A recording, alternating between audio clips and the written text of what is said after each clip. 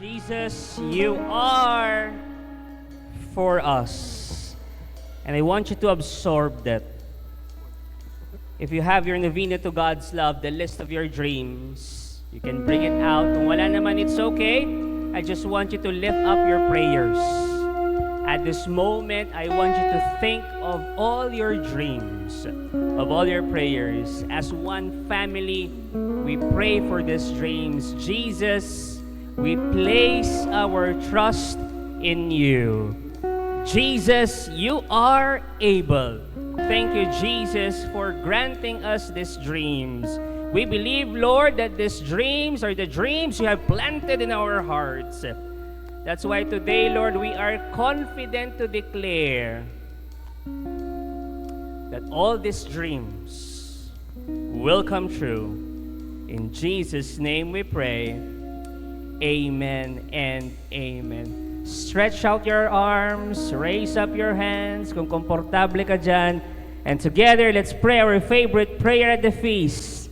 And I want you to absorb every word na sasabihin ninyo. Nguyain mo yung bawat salitang sasabihin mo. Together, we declare, today, I receive all of God's love for me. Today, I open myself to the unbounded, limitless, overflowing abundance of God's universe. Today, I open myself to God's blessings, healing, and miracles. Today, I open myself to God's Word, so I become more like Jesus every day. Today, I proclaim that I am God's beloved. Sigaw mo! And because I am blessing the world. In Jesus' name, amen and amen. Welcome to Feast Dagupan! Thank you for joining as one family. Ito yung isa sa mga pinakapaborito kong part ng feast natin. I want you to go around, wag po kayong mahiya. Greet everybody, sabihin nyo, Jesus is for you. Kung kamag-anak mo, kapamilya mo, yakapin mo, wag kang mahiya. Kung hindi naman kayo close, fist bump na lang. Fist bump. 30 seconds, go! Pakisabi, Jesus is for you!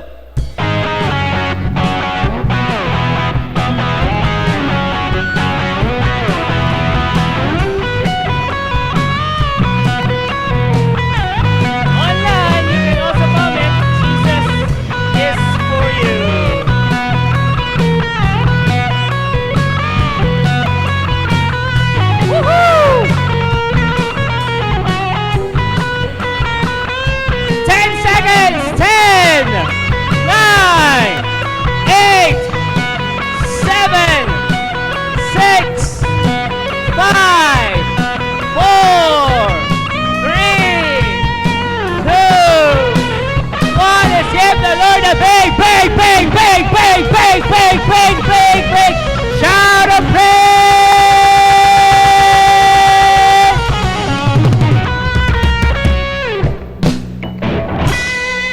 Amen. Are there first-timers sa Feast Dagupan? Just raise your hands. Welcome, welcome, welcome. Welcome back home. After the feast, ito po yung first-timers corner natin. Kita-kits po tayo dito. Meron po kaming regalo sa inyo at ipagdadasal namin. Huwag po kayong mahiya, hindi po namin kayo paglilibrihin. So punta lang po kayo dyan after the feast. Also, I would like to welcome those, dito nalito ako, akala ko nandito eh. Those who are watching us online, YouTube or Facebook, maraming salamat. Thank you for joining us. You can also comment dyan if you are a first-timer.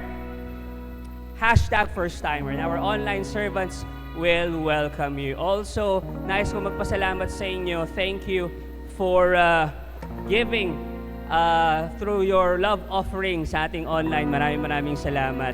And we are praying one day, makasama namin kayo dito sa City Mall, Mayombo. Tayo po muna tayo. We honor the Word.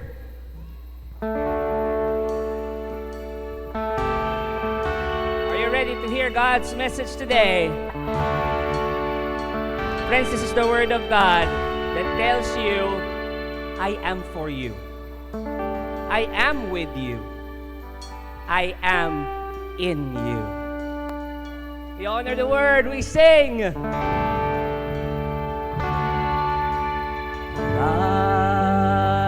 Word is a lamp unto my feet and a light unto my path. Allow me to say this again.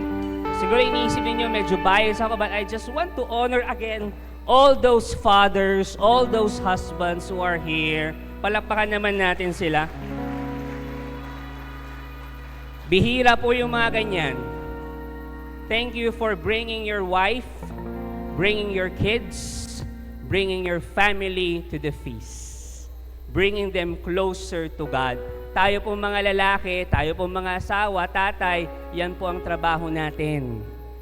Tayo ang maunguna to lead our wives, to lead our children, to lead our family closer to the Lord. And yung ginagawa ninyo, I honor that. Maraming salamat. Kung katabi mo yung isang tatay o kaya isang asawa or yung asawa mo, yung mister mo mismo, pakisabi naman sa kanya, maraming salamat. Thank you. Thank you. My name is Brother Bars Lumibaw. I'm the one building the feast in Pangasinan. And maraming salamat sa pag-attend ninyo, sa pagdalaw ninyo. And I am just so happy to be with you today. We are still on our powerful and amazing series entitled First Timers. Entitled, Who Can Lead Us? We are still studying the books of Joshua, Judges, 1 Samuel, 2 Samuel. This is a Bible study series. Okay? So we are now on talk number 4, and this Bible series will run for 9 weeks. So nakakalahati pa lang tayo. Alright? Today, pag-uusapan pa rin natin yung book of Judges. Okay? And meron tayong isang pag-uusapan na isang judge uli. And actually, he is the last judge. Huling judge na, di ba we have 12 flawed judges, remember? Ito na yung pang-12. At siya ang pag-uusapan natin. And I believe siya ang pinakasikat na judge. Ang pangalan niya, Samson. Pakiulit niya, Samson. Pakisabi sa katabi mo, Samson. And I know most of you know the story of Samson. Di ba kilala niyo siya? Siya yung kalaban ng iPhone. Samson. Kala ko kilala niyo. Sino si Samson? Samson and Goliath. Okay. Samson and Goliath, ha? Oh. Delilah. Ito yung partner niya. Sino si Samson? Okay. Anong itsura niya? Mahaba ang buhok ni Samson. Tingnan lang katabi. Mahaba bang buhok niya? Samson is known as the last judge. Sabi ko nga kanina, siya na yung pinakahuling judge doon sa 12. Okay? And why is it na siya ang pinakahuli sa mga judges? Tanungin niyo ako, bakit? Because Samson is the baddest of them all. Siya ang pinaka quote-unquote masama sa lahat ng judges. He is the most violent. He is the most vengeful. Si Samson yun. Yan ang pag-uusapan natin ngayon. The title of Talk 4 is this, Set Apart for God. Pakiulit nga, Set Apart for God. Yan ang title ng Talk 4 natin. And our one big powerful message is this, kahit ito lang ang maalala ninyo sa lahat ng sasabihin ko, kasi madaldal nga ako, dami-dami kong sasabihin, kahit ito lang maalala ninyo, okay na ako. Our one big powerful message is this, you are set apart for God. I want you to absorb that. Maki-appear ka sa 7 tao, sabihin mo sa kanya, you are set apart for God. Ikaw yan. You are set apart for God. Ibig sabihin, ikaw hindi siya. Hindi yung katabi mo. Ikaw din. You are set apart for God. Inihiwalay ka para sa Diyos. City Mall, Food Court, Merrimart, Parking. This message is for you also. Kung naririnig niyo ang boses ko, this is God's message for you. You are set apart for God. Inihiwalay ka para sa Diyos. I want you to absorb that. Yung mga tinatabi para sa Diyos, yung mga inihihiwalay para sa Diyos, napakahalaga ng mga yan. So ikaw, napakahalaga mo. Pakisabi sa katabi mo, you are important. Tagalog ha? Yung ginamit sa misa kanina, yung mga chalice, yung pinalagyan ng dugo ni Kristo, hindi po yung ginagamit sa kung ano man. They were set apart for God. Nasusundan niyo ako? Yung ginamit na chalice kanina, yung pinaglagyan ng dugo ni Kristo, hindi siya ginagamit sa kung ano-ano man. Doon lang po ginagamit yon, set apart for God. Hindi ginagamit ng mga pare yon sa bahay nila, tapos lalagyan nila ng Coke. Hindi po. Set apart yon. And when ang isang bagay o isang tao ay set apart for God, listen to this, he or she is holy. Kasi po ang holy na salita, galing yan sa Hebrew word na hagios, meaning holy. Akala natin ang holy, yung gumagawa ng tama, holy. Holy means you were set apart for God. Inihiwalay ka para sa Diyos. Hagios yan. Holy yan sa Hebrew. Sabihin nyo nga, hagios. At ang ibig sabihin nga ng hagios, to set apart for God. Para lang kay Lord. Kaya, holy yun. Nasusundan nyo, ho? Kasi para lang kay Lord. Kaya siya holy. Ikaw, kaya ka holy, hindi dahil gumagawa ka lang ng mabuti. Kasi para ka kay Lord. That's why you are holy. My dear Feast Dagupan family, pakinggan nyo pong mabuti ito. Huwag niyong palagpasin ito, ha? You are set apart for God. Ibig sabihin, you are called to be holy. Tignan ang katabi kong holy. Holy ba siya? O huli? Kasi kung ano-anong ginagawa. O kaya huli, kasi late na naman sa feast. You are set apart for God. Now, basahin na natin yung kwento ni Samson. This is our main passage for today. Basahin natin yung kwento niya. There was a certain man from Zorah of the clan of the Danites, whose name was Manoah. His wife was barren, baog, and had borne no children. An angel of the Lord appeared to the woman and said to her, though you are barren and have had no children, you will conceive and bear a son. Now, then, be careful to drink no wine or beer and to eat nothing unclean, for you will conceive and bear a son. No razor, sabihin nyo razor, no razor shall touch his head. Kaya palang haba ng buhok ni Samson kasi hindi pwedeng gupitan. Bakit hindi pwedeng gupitan? Mamaya malalaman natin yan. Okay?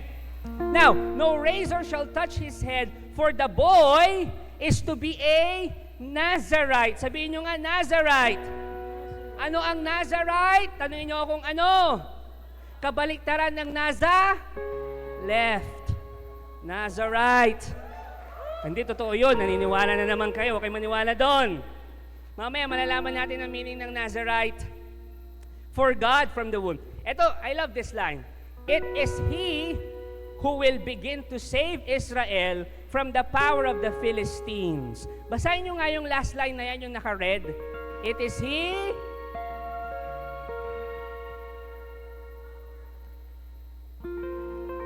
yan ang pinakakalaban nila, yung mga Philistines. Ang mortal enemy ng mga Hudyo, ng mga Israelites, ay ang mga Philistines. Pero ito po ang gusto kong malaman ninyo. Si Samson took a special rite called the vow of Nazarite. Nazarite vow. Yun yung vow ni Samson. Now, Brother Bars, ano na naman yung vow na yon? Yung Nazarite vow. Ang ibig sabihin po nun, yung Nazarite vow, walang alkohol, hindi iinom ng alak, at hindi magpapagupit. Nazarite vow yon.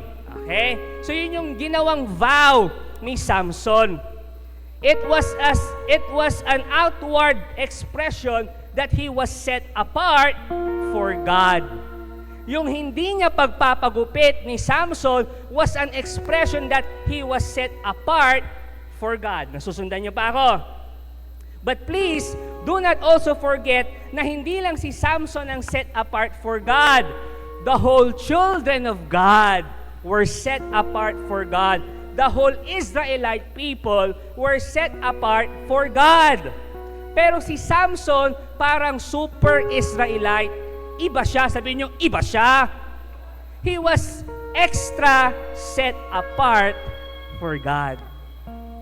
Kaya doon siya humugot ng super strength niya, napakalakas ng taong ito. Kung napansin niyo sa binasa natin kanina na passage, God did not say Samson was going to deliver Israel. No, hindi yun sinabi, di ba? Na si Samson ang tagapagligtas ng Israel? Hindi. Ang sabi doon, it is He who will begin to save Israel. Ang ibig sabihin, si Samson, hindi talaga siya ang pag-asa. Meron pang darating. Mamaya malalaman natin kung sino, pero alam ko na alam ninyo kung sino talaga yung pag-asa nating lahat.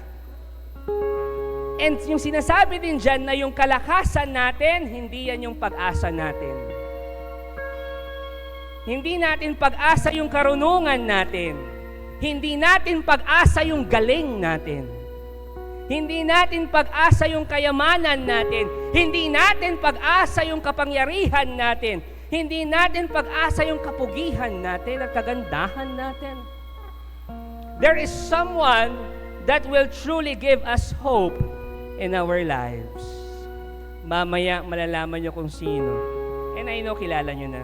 We pray. Jesus, thank you for your word. Thank you for reminding us that we are set apart for God. Thank you for reminding us na kami, inihiwalay nyo para lang sa inyo. It's a manifestation kung gaano kami kahalaga sa inyo, kung gaano nyo kami kamahal. Lord, every day, remind us that we are set apart for you so that we can be holy just like you. In Jesus' name we pray. Amen and amen. We honor the word. We sing.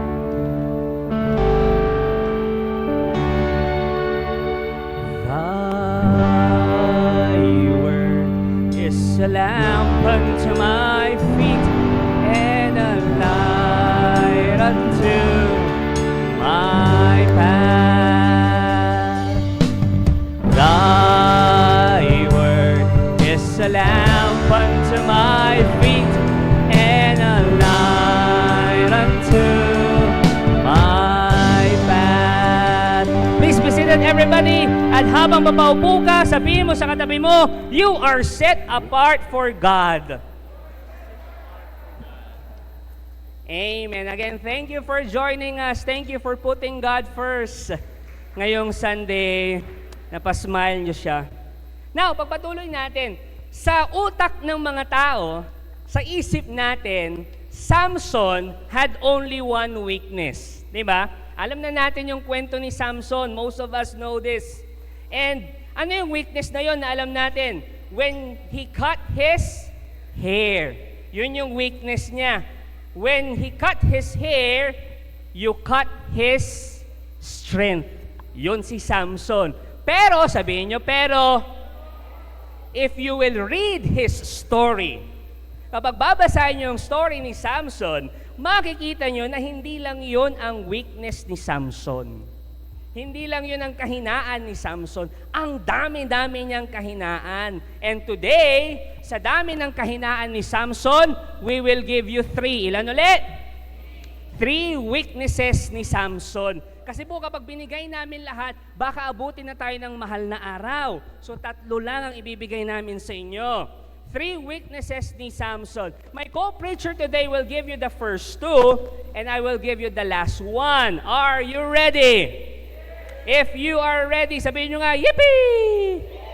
If you are ready, please welcome my co-preacher for today, Brother Lawrence Bandong! Let's give a big hand to Brother Bars. Naunahan niya ako sa joke na Samson. Sino po dito ang may weakness? Ayan, mabuti na lang nagtaas po kayo ng kamay. I have good news for you. Sa pag-amin, nagsisimula ang paggaling. So pag inaamin natin na may weakness po tayo, there our healing begins. Tulad ng sabi ni Brother Bars, may 3 weaknesses, Samson, and I want you to really reflect and ask ourselves kung meron po tayong mga ganito. Number 1, weakness number 1, what Samson wants, Samson gets. Ito po yung motto ng every bully in the history of the world. What I want, I get. Mag-insert lang po ako ng reflective question. Nakita ko po to sa Facebook and it speaks to my heart. It says there, we repent enough to be forgiven, but do we surrender enough to be changed? I repeat that. We repent enough to be forgiven, but do we surrender enough to be changed? Tulad ni Samson, because of sheer force, he will barrel his way through every obstacle para lang makuha niya yung gusto niya. Ang nakakalungkot po dito, in Judges 13 verse 24, we read, the woman bore a son and named him Samson, and when the boy grew up, the Lord blessed him. Grabe, no? Even if God blessed him with everything he needed, hindi pa rin yun enough for him. Familiar po ba kayo sa ganitong kwento? Naalala po ba natin yung kwento ng humans in Eden? They were blessed with all the fruits of the garden, but they wanted another thing. Just like Adam and Eve, Samson looked for what was prohibited. Kung ano yung bawal, hinahanap niya. Talagang ganun yata talaga tayo mga tao, ano? Pansin nyo, pag pumupunta kayo sa okasyon, ano ang unang nakaserve doon? Di ba tubig? Pero sabi natin, wala bang dikulay dyan? Yung weakness na ganun. Samson looked for what was prohibited. In Judges 14 verse 1 to 2, says there, Samson went down to Timnah, where he saw one of the Philistine women. On his return, he told his father and mother, I saw in Timnah a woman, a Philistine. Get her for me as a wife. Ito po isang background. Sa Torah po, the first 5 books of the Bible prohibited the Israelites from marrying foreign women. Basahin natin. His father and mother said to him, is there no woman among your kinsfolk or among all your people? Wala ka na bang mapipili dito sa atin? That you must go and take a woman from the uncircumcised Philistines?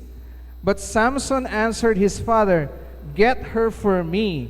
She is the one I want. Nakikita niyo yung kwento na kung ano yung gusto niya, yun ang masusunod. Hindi man lang niya pinaliwanag kung bakit niya gustong pakasalan o to marry a Philistine woman. Parang sinasabi niya, well, that's what I want, so deal with it. What I want, I get. Ano kaya ang dahilan ng mga Israelites prohibiting to marry foreign women? Ito ang aking hunch. The Torah had a healthy respect for the power and influence of a wife. Sa langit, minsan sa langit, may 2 pila. Yung unang pila, ang nakalagay doon, husbands who follow their wife. husbands who follow their wife. Yung isa naman na line, husbands whose wife follow them. Dito sa una, husbands who follow their wife, ang haba po ng pila, thousands. Pero dito sa isang line na husbands whose wife follow them, mayroong isang husband ang pumila doon. Kaya nagulat si Saint Peter. Sabi ni San Pedro, "Wow! You're an amazing man. How did you manage to do that?" Alam niyo sagot ng lalaki? Di ko rin alam, San Pedro eh. Basta sabi ng asawa ko, dito ako pumila. Yung sablay pa rin, sa dulo, akala natin, yun na, no? Naalala ko yung joke from Brother Alvin ito, Ano daw yung unang kasalanan ni Adan? Tanungin niyo ako, Nakinig siya sa asawa niya. Oh, wag niyong titignan yung mga asawa niyo, ha? Parang kaininin mo tong mansanas. Sabi ni Adan, di ba bawal yon? Ay, di mo na ako mahal. Maaring biro, pero ito ang hugot ng mga taga-Israel. The Torah believed that chances are high that if the wife worshiped other gods, she would lead her husband to worship her gods too. If you're sino po yung mga single in the house? Madalas mababanggit po dito ang mga single. You need to hear this. Single people, be careful who you marry. Okay? Next to choosing God, the most important decision of your life is choosing your spouse.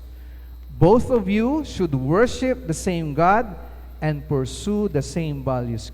Kaya I agree with Brother Bars na nakakahanga-hanga ang mga tatay at na dinadala ang kanilang pamilya dito sa feast, dito sa simbahan.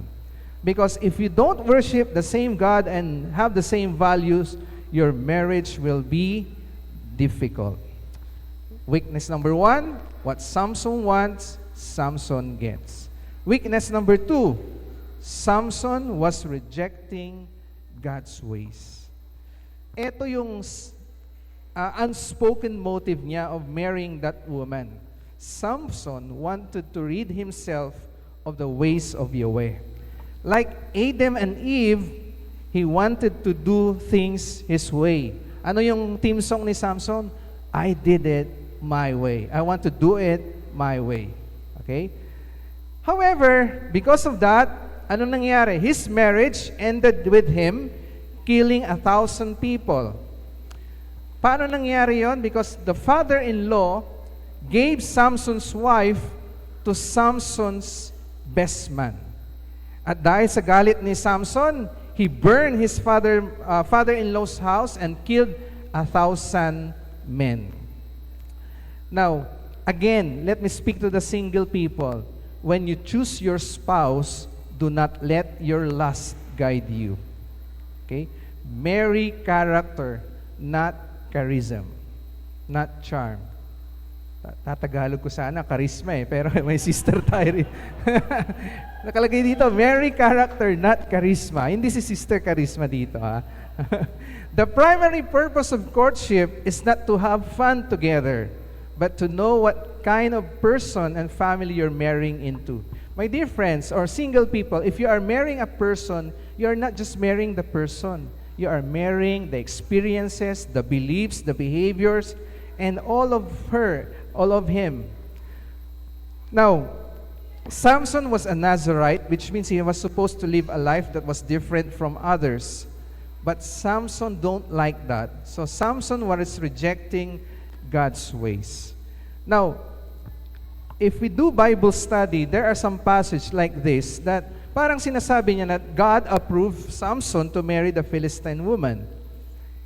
Parang ganito, now his father and mother did not know that this had been brought about by the Lord, who was seeking an opportunity against the Philistines, for at that time they ruled over Israel.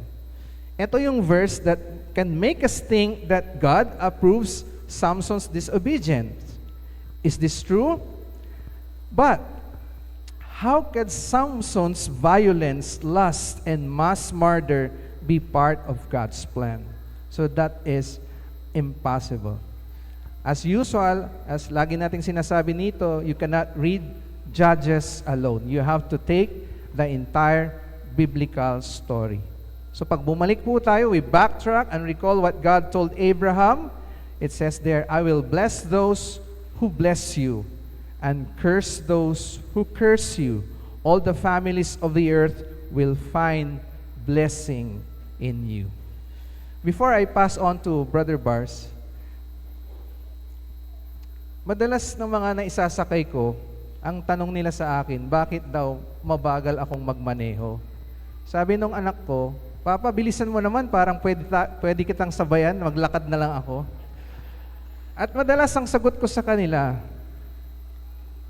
ayoko kasing mayupi o magasgas yung sasakyan. Kaya ako mabagal o dahan-dahan magmaneho. And then sabi nila, ganon, mas mahal mo yung sasakyan kaysa sa pasaheros mo. Pero hindi nila ako na-gets. Ang ibig kong sabihin, kung hindi mayuyupi, hindi magagaskasan, mas protektado ang pasaheros. Ganyan din po ang relasyon natin sa Diyos. Pag okay ang relasyon natin sa Diyos, all the other relationships will be okay. Amen? Brother Bars? Let's give a big hand to Brother Lawrence. Ano ulit yung unang weakness ni Samson? Akala ko mag-kru ulit ako eh. Ano yung pangalawang weakness ni Samson? Samson was rejecting God's. Now, again, our one big powerful message is this: you are set apart for God. Okay, so habang sinasabi namin to, lagi niyong alalahanin yung one big powerful message natin. You are set apart for God. Pakitapik ang katabi, sabihin mo, you are set apart for God. The third weakness ni Samson ay ito. Jaran! He wanted to be like any man. Talaga ba? Anong weakness dyan? Anong kahinaan dyan? Eto na. Alam nyo po, despite the super strength, yung kalakasan ni Samson, despite that, si Samson was actually pokmaru. Alam niyo yung pokmaru? O, di kayo na ang marupok. Marupok! Si Samson, di ba ang lakas-lakas? Pero marupok siya. Paano nangyari yon? Well, eto na. Andito na tayo sa ang tawag doon? Sa climax.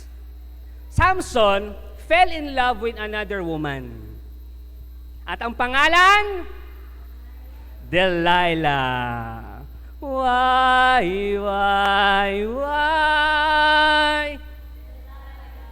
Ayan. Delilah ang pangalan niya. Yung mga sumabay, alam kong mga edad nyo. Di ba yung pangalang Delilah, ang sweet pakinggan, ano? Delilah. Di ba? Parang nakakakilig, ang sweet, di ba? Tignan ang katabi, sweet ba yan? Parang mo lang tignan. Alam nyo, buti pa yung mangga, sweet. Tingnan nyo to. Anong tawag sa mangga pag niyakap? Ano? Sige, baparing. Di ba ang sweet nyo? Yung pangalang Delilah, ang sweet pakinggan. But straight away, itong Delilah na ito, pinagpalit si Samson sa pera. Gold digger ang ate mo. Actually, hindi siya gold digger, silver digger. Digger, taga-Pangasinan talaga. Digger, taga-Pangasinan talaga eh. Mamaya malalaman niyo kung bakit. Mas mahal niya ang pera kaysa kay Samson. Mamaya malalaman natin yung kwento nila. Commercial muna tayo. Lahat ng single people, taas ang kamay at mag-ingay. May mga single Sige. Single people, makinig kayo mabuti. Especially mga women. Women, single women. Pakicheck po yung mga nanliligaw sa inyo. Pakicheck po yung mga jowa ninyo. Parang ito. Di ba, Chinek? Wala na akong makitang meme, ako na lang. Paki-check po yung mga jowa ninyo. Paki-check yung mga nanliligaw sa inyo. Okay? Anong titignan nyo sa kanila? Napakahalaga nito, importante ito. Tignan nyo kung paano niya tratuhin ang sarili niyang pamilya. Again, yung mga may jowa, single people, may jowa nanliligaw, i-check nyo, tingnan nyo kung paano niya tratuhin yung sarili niyang pamilya. Kasi kung paano niya tratuhin ang kanyang pamilya, ganyan din niya tratratuhin ang pamilya mo at yung pamilya nyo in the future. Tignan mo yon, i-check mo kaagad yon. Kumbaga, tapos tignan mo rin mabuti kapag i-check mo siya, you should check the label. Kung may label kayo. Diba? Check the label. Check the label. Bago mo i-check yun. Huwag yung puro kapugihan lang ang hinahanap mo. Huwag ganun. Tignan nyo rin kung paano niya tratuhin yung pamilya niya. Importante yun. Ito pa, single women, makinig kayo.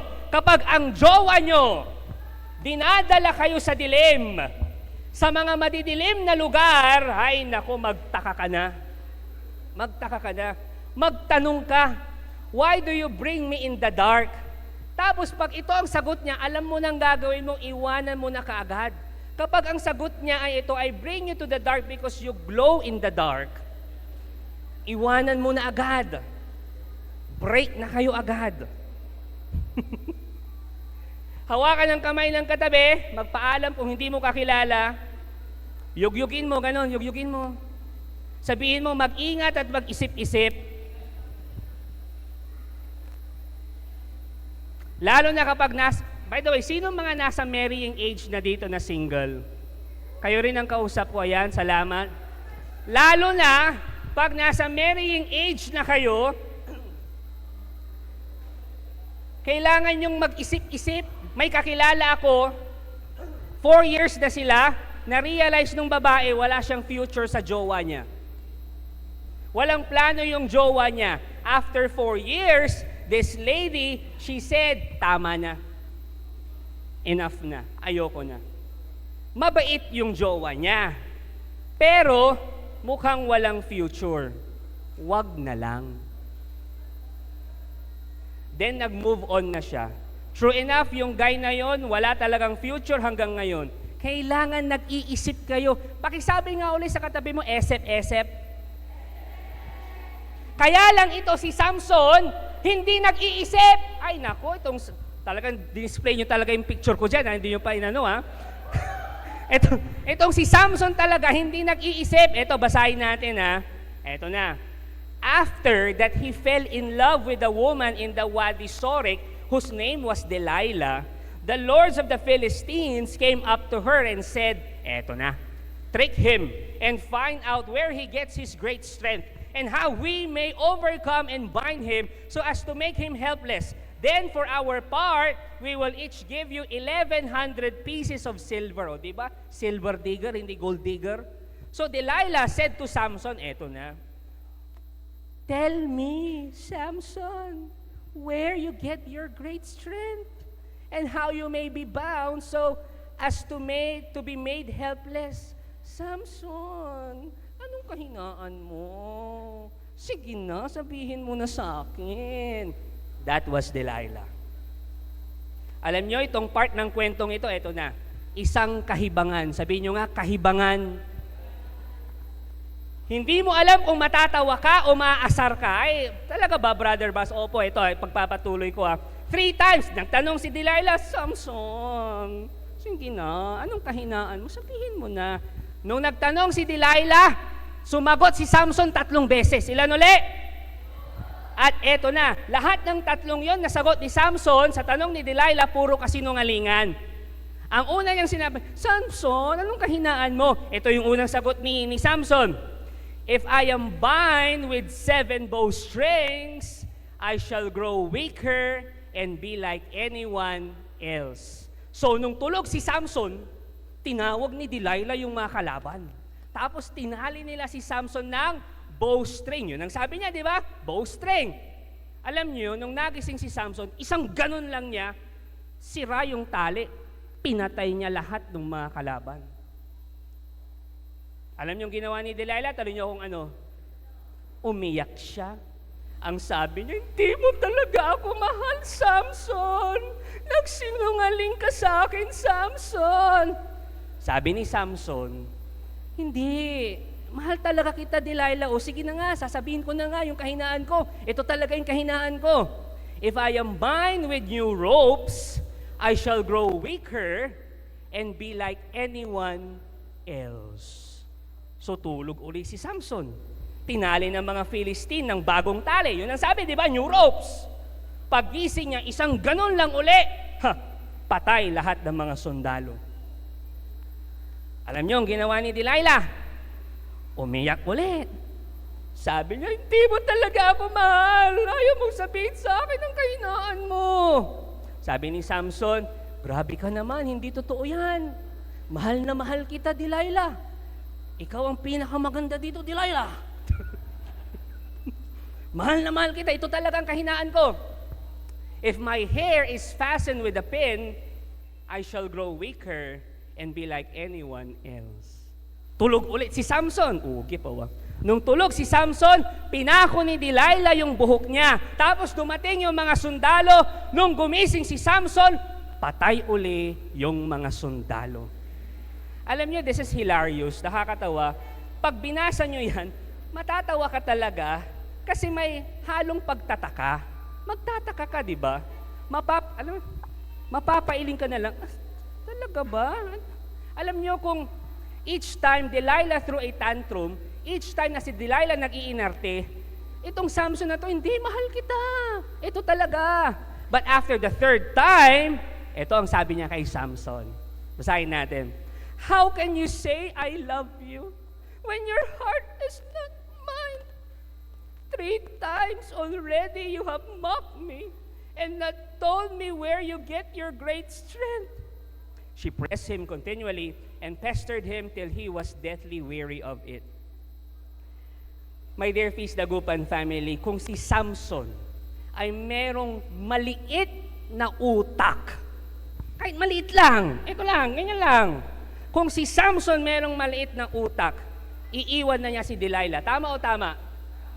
Diba? Halata na, diba? Gusto ka nang patayin? Abusado na? Tapos mahal pa rin kita. Dapat hiniwalayan na niya agad. Kaso, Samson stayed in her arms.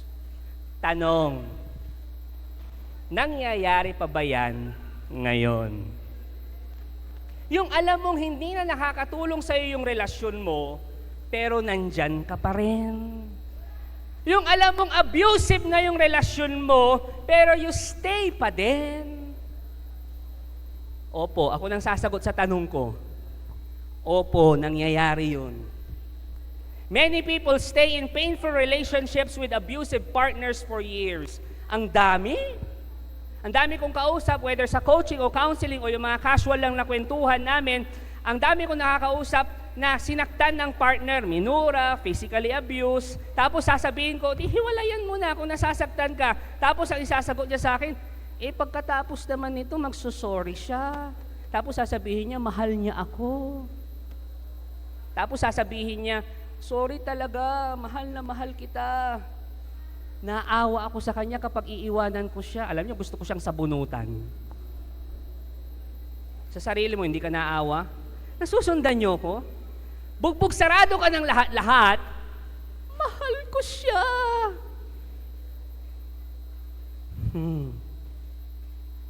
Subconsciously, they believe they deserve to be abused.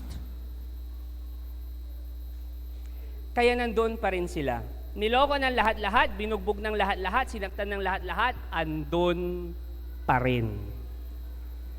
Bakit? Kasi ang tingin nila, dapat mangyari sa akin to. Alam niyo, meron ako nakausap minsan, sabi niya sa akin, Brother Bars, bakit gano'n? Lahat ng ex ko, may mga asawa. Tapos ngayon, yung present boyfriend ko ngayon, may asawa ulit. Sabi ko sa kanya, tignan mong mabuti yung nagiging pattern mo, bakit gano'n? And then sabi niya, kasi feeling ko wala nang magmamahal sa akin. Tamang-tama ito, mamahalin daw niya ako. Yun nga lang may sabit, yun nga lang may asawa. Alam niyo yung mga gagawin ko sa mga ganun, ipaparealize ko sa kanila dahan-dahan na napakaganda nila.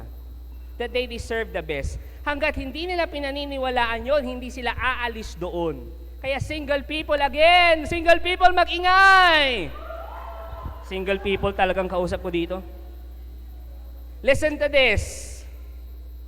Sana maganda ang tingin nyo sa sarili nyo. Araw-araw. Especially to the women, single women na nandito. Yung tipong araw-araw, paggising nyo, pupunta kayo sa school, pupunta kayo sa trabaho, huwag sanang mababa ang tingin nyo sa sarili ninyo. Huwag kayong maglalakad ng ganito. Pangit, pangit, pangit, pangit, pangit, pangit. Sino nagsasabing pangit? Ikaw din. May ginawa bang pangit ang Diyos? Sagutin niyo ako, may ginawa bang pangit ang Diyos? Gusto niyo ng pruweba na walang ginawang pangit ang Diyos? Gusto niyo ng pruweba, proof? Taas niyo ang kamay ninyo kung pangit yung katabi niyo. Di maganda lahat. Walang nagtaas. Di ba? Kaya walang pangit na ginawa ang Diyos. Lahat tayo magaganda at pogi. Kaya kapag kayo iniwan ng mga ex nyo, it's their loss, not yours. Yung iba, iniwan lang, ganun na. Wala nang pag-asa. Kumukulot ang boses eh. Ako po naniniwala ko that the best is yet to come for you. Kung nung nawala, alam niyo po nung nawala yung mga ex ko, dumating yung the best sa akin. Next. 3 points. Pak si Jomar. Balikan natin. Tama na. Balikan na natin yung kwento ni Samson. Basahin natin to. So he told her all that was in his heart and said, no razor. Ito na yung kahinaan niya. Sinabi na niya, no razor has touched my head, for I have been a Nazarite for God from my mother's womb. If I am shaved, my strength will leave me, and I shall grow weaker and be like anyone else. Kaya nung natutulog na uli si Samson, si Delilah kumuha ng razor and shaved the hair of Samson. And nung nagising si Samson, he lost his strength. And the Philistines captured him. At anong ginawa nila sa kanya? Dinukot yung 2 mata ni Samson. Tapos nung nabulag na siya, dinala siya sa malayong lugar, and he became a prisoner there and made him grind grain. Pinahirapan siya, pinagpasilbi siya sa kanila. Listen to this. In one sense, his hair, hindi naman talaga doon nang gagaling yung lakas niya. Simbolo lang yun. The secret to Samson's strength was not his long hair. The secret to Samson's great strength is he being set apart for God. He being set apart for Yahweh. His strength came from Yahweh, not the hair. Kasi kung sa hair, magpapahaba na rin ako. His strength came from God. Alam niyo si Samson wanted to be like any other man. Diba yun yung pangatlong weakness? Gusto lang naman niyang kaparehas ng iba. He didn't want to be set apart. Nasusundan niyo pa ako? He didn't want to be holy. He did not want his calling. Pansin niyo, dun sa mga linya niya kanina, ang lagi niyang sinasabi sa huli, like or be like anyone else. Ayaw niya na ng set apart. Gusto niya yung normal. Nasusundan niyo? Ayoko na ng set apart. Naboboringan na ako dito. Gusto ko na yung normal. Nasusundan niyo? Actually, majority ng mga Israelites ganun din ang gusto. Ayaw nilang ma-set apart for God. Naiinggit sila sa mga katabi nilang bayan na hindi Hudyo. Bakit? Kasi itong mga katabi nilang bayan, kahit masama ang ginagawa nila, parang hindi sila nakokonsensya. Masama yung ginagawa nila, pero parang ang saya-saya nila. Bakit kami? Konting mali lang, ang bigat na sa damdamin, yun ang iniisip ng mga Israelites. Hindi ka ba nagtataka? Ang bait-bait mo, nagsisimba ka, umaattend ka ng feast, Yung kapitbahay mo, ang sama ng ugali, yung mayaman pa. Bakit yung mga mayayabang, yung mayaman? Bakit yung mga kurap, sila pa ang umuunlad? Ikaw, ang bait-bait mo, nagsisimba ka, nagfi-feast ka, tapat ka sa Diyos, you were set apart for God. Pero bakit ganon? Itong mga to na hindi sumusunod sa Diyos, ang sasaya nila. Sila pa ang nagiging successful. Ganon din ba ang tanong nyo? Gusto yung malaman kung bakit? Tanong nyo kung bakit? Hindi ko rin alam. Yan din ang tanong ko. Yan din ang tanong ko. But the genius of Judges is it pulls away the happy mask of sin. Ibig sabihin, kapag binasa nyo yung Book of Judges, o basahin nyo na yung Book of Judges ha, para mas maintindihan nyo yung sinasabi ko. Kung babasahin nyo yung Book of Judges, ipaparealize sa'yo na hindi totoo yung mga iniisip mo, yung kaninang mga sinabi ko, yung ba't sila gumagawa ng masama, ang sasaya nila. Hindi po totoo yun. Na yung mga masasama, masasaya, hindi totoo yun. Mukha lang. Parang lang. Parang ito. Parang elementary school. Mas mahirap. Yan, at least okay pa yung parang. Mas mahirap tong susunod. Hindi elementary school. So high school. Diba? Yung nakikita mong ang sasaya nila, parang lang na masaya sila pag gumagawa sila ng mali. Pero ang totoo, hindi. Ito talagang itsura nila. Kapag lumayo, pakinggan nyo to, huwag niyong palagpasin to. Kapag lumayo ka sa Diyos, it shows us its ugly reality. The ugly reality of the result of being far from God. Like Samson, sin will make us prisoners. Like Samson, sin will put us or will bind us into chains. Sin will make us blind. Sin will put us in total darkness. And that's the truth. Pag lumayo ka sa Diyos. This is the picture of people who disobey God. Kaya kapag binasa natin yung Book of Judges, hindi siya masyadong masarap basahin. Hindi. Yung ang daming namamatay, kawawa yung mga tao, paulit-ulit ang kasalanan. Lalo na kung Hudyo ka o Israelites, ang hirap pong basahin ng Book of Judges. Bakit? Because Samson is Israel. Brother Bars, ano na naman ang ibig mong sabihin dyan? Samson is Israel. Tanong nyo kung ano? Yung mga nagsulat ng Book of Judges, yung mga authors ng Book of Judges, they wanted Samson to be a mirror of God's people. Si Samson, tayo yun. Tayo yun.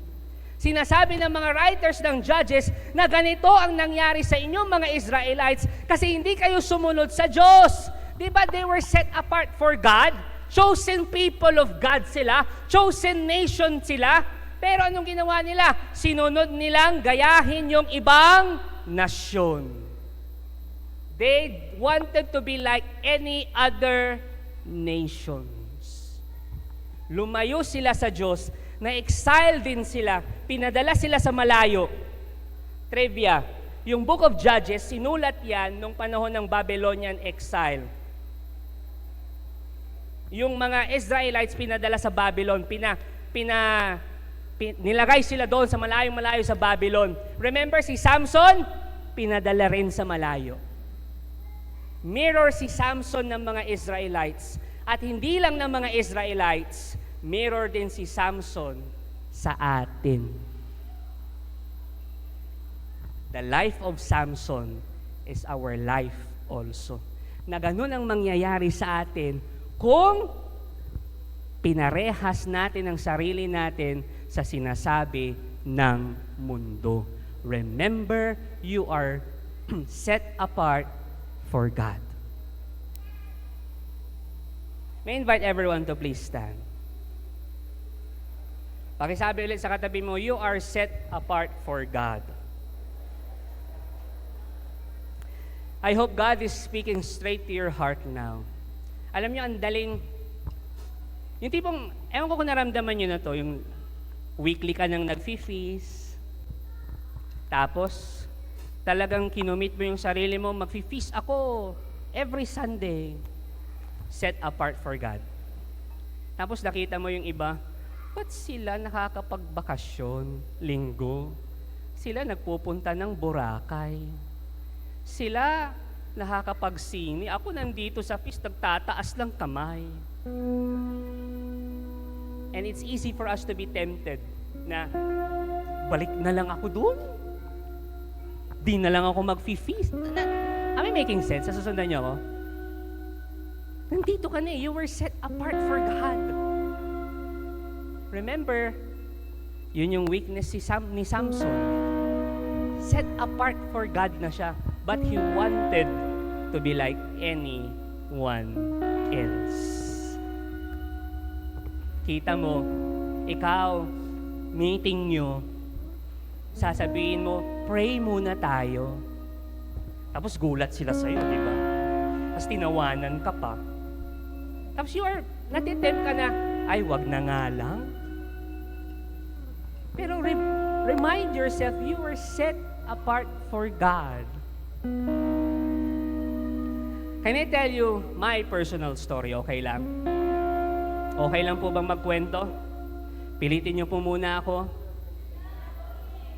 Salamat. Most of you know my story. Ilang beses ko nang kwento to sa feast.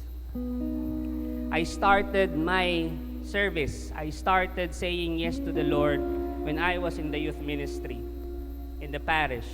I said yes and yes and yes and yes. Sabi ko, okay, bibigay ko yung buhay ko kay Lord. Magsiserve ako, pagsisilbihan ko yung mga youth. Yung mga ibang youth na kaedaran ko, nagpa-party-party yan. Umiinom. Ako hindi. Dito ako. Set apart for God. Susundan nyo? Hindi ko gagawin yan. Dito ako. Sabi ko gano'n. Pagsisilbihan ko si Lord, pagsisilbihan ko yung mga youth. Fast forward, most of you know my story. I have failed. Nung ako po ay nagtatrabaho na bilang radio DJ, yung iba lang naman yung mga ibang kasama kong DJ. Pag DJ kasi, diba, may mga, sabi nila, lapitin, mga ganon. So, nakita ko yung mga ibang DJ, sabi ko, daming babae ng mga tuwa. So, naisip ko, parang gusto ko rin. I wanted to be like them. So, anong ginawa ko? I forgot my calling. I listened sa kung anong sinasabi ng mundo. I tried. Sa babae, that time, meron akong long time na ex-girlfriend. And, take note, I was a youth leader also that time.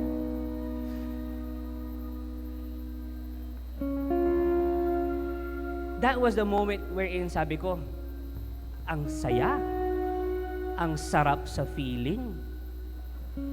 Pero remember, I forgot my calling. I followed the ways of the world. Ikakat ko doon. Balikan natin si Samson. In the end, God did not forget Samson. Kahit na kinalimutan ni Samson ang Diyos hindi siya kinalimutan. Even if Samson had abandoned God, God did not abandon him. Basahin natin, Judges 16:25-26. So they called Samson from the prison, and he provided amusement for them. They made him stand between the columns. And Samson said to the attendant who was holding his hand, "Put me where I may touch the columns that support the temple." Yung mga pillar, yung mga poste. Ilagay niyo ako doon para mahawakan ko yung mga posting yon, sabi ni Samson. So that I may lean against them. Now listen to this. Samson, in that one very special and rare moment, nagpakumbaba siya at nagdasal. Ang sabi niya, Sovereign Lord, remember me. Kasi no, ang lakas-lakas niya, nakalimutan niya ang Diyos. Nakalimutan niya yung lakas niya, galing sa Diyos. Eto, wala na siyang lakas. Nagdasal ang Samson. One rare moment, ang sabi niya, Sovereign Lord, remember me. At that moment, God gave him back his strength. Binalik ng Diyos yung lakas niya. And he pushed the pillars, making the pagan temple collapse, killing himself and all the Philistines in that building. Yun ang ending ni Samson. Ibinalik ng Diyos ang lakas niya, sinira niya yung temple, namatay yung mga kaaway, pero pati rin siya namatay. Now listen to this. If Samson died by stretching his arms to columns to conquer the enemy, the real Savior also stretched his arms. Not on pillars, but on the cross. He died and defeated all the mga kaaway. Nasusundan niyo ako? Samson died, killing the enemies. He also died, killing the enemies. Pero anong kaibahan nila? My goodness, this is the real Savior. This is God. Now, going back sa kwento ko, nung panahon na I thought sira na ang buhay ko, I cried and prayed to God. Sabi ko, Lord, iligtas mo ako. Kasi that time, nalaman sa youth ministry, biglang bagsak ang tingin sa akin. Lahat na makikita ko sa mall, para akong pinagdidirihan. And sabi ko, Lord, ayoko dito. Iligtas mo ko. And God rescued me. Binigyan niya pa ako ng isa pang pagkakataon to lead again. This time, a bigger family. The Feast Dagupan.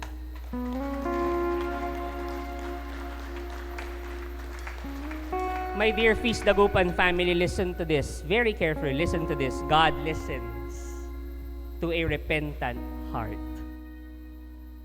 If God could listen to someone like Samson and forgive Samson, He will listen and forgive us also.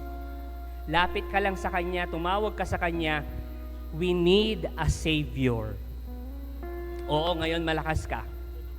Kahit gaano ka pa kalakas, you need a Savior. We all need a Savior. Let's go back to the loving arms of Jesus. Mga kapatid, you are set, kayong lahat. City Mall, lahat na nakakarinig ko, food court, Merrimart, parking, entrance. Lahat na nakakarinig sa akin, all of you, you are set apart for God. You are. Yes, you still have weaknesses. But do not let your weaknesses control you. Always remember, inihiwalay ka ng Diyos para sa Kanya.